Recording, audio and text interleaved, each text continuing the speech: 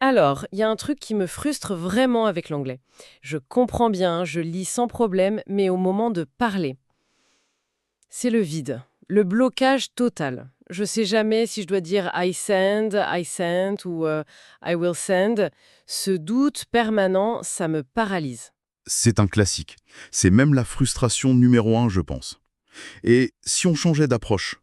Oublions un peu la montagne de règles de grammaire.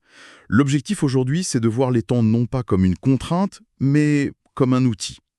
Il s'agit de comprendre une logique simple, basée sur l'intention qu'on veut faire passer. L'intention, c'est-à-dire que le choix du temps envoie un message qui va au-delà des mots. Exactement. C'est ça l'idée clé. En fait, c'est très simple. Le présent, c'est ce qui est factuel, ce qui est habituel ou ce qui est en cours. La réalité, quoi. D'accord. Le passé, c'est ce qui est terminé, ce qui est archivé. Et le futur, c'est une projection, un engagement. Chaque temps positionne votre discours différemment. D'accord, c'est fascinant vu comme ça. Alors, prenons un cas concret, une réunion de projet. Comment on applique cette idée? Parfait. Concentrons-nous sur, disons, les trois blocs essentiels. D'abord, le présent. Il a deux visages. Il y a le présent simple, pour les vérités générales, votre identité professionnelle. C'est un peu votre carte de visite. Comme par exemple. Comme I work in sales, ou bien She speaks English at work. C'est un fait, c'est stable. D'accord. Et la deuxième facette du présent? C'est l'action en cours, le maintenant. C'est là qu'on utilise la fameuse forme en ing pour montrer qu'on est en plein dedans. Par exemple, I'm working right now, ou encore We're having a meeting. Ah oui, je vois la nuance. I usually start at 9, c'est l'habitude, mais he's calling a client, c'est en ce moment même. Voilà, exactement.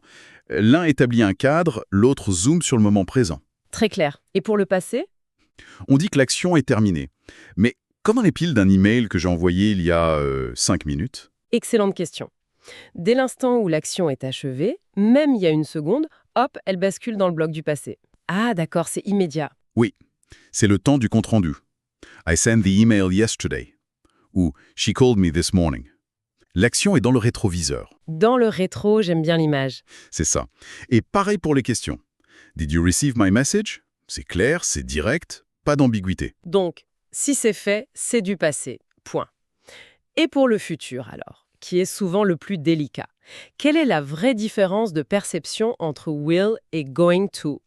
Alors là, on est sur le terrain de la décision. Will, c'est la spontanéité, la réaction à chaud. Au téléphone, par exemple, on dira naturellement « I'll call you back ». C'est une promesse faite sur l'instant. Ça montre de la flexibilité. D'accord, une décision spontanée. Et going to? Going to, c'est l'intention planifiée, c'est la stratégie. I'm going to start a new job ou we're going to discuss the project. La décision, elle, a été mûrie en amont. Utiliser l'un ou l'autre peut changer radicalement la perception de votre interlocuteur sur votre niveau de préparation. C'est là que ça devient un vrai outil de communication, en fait.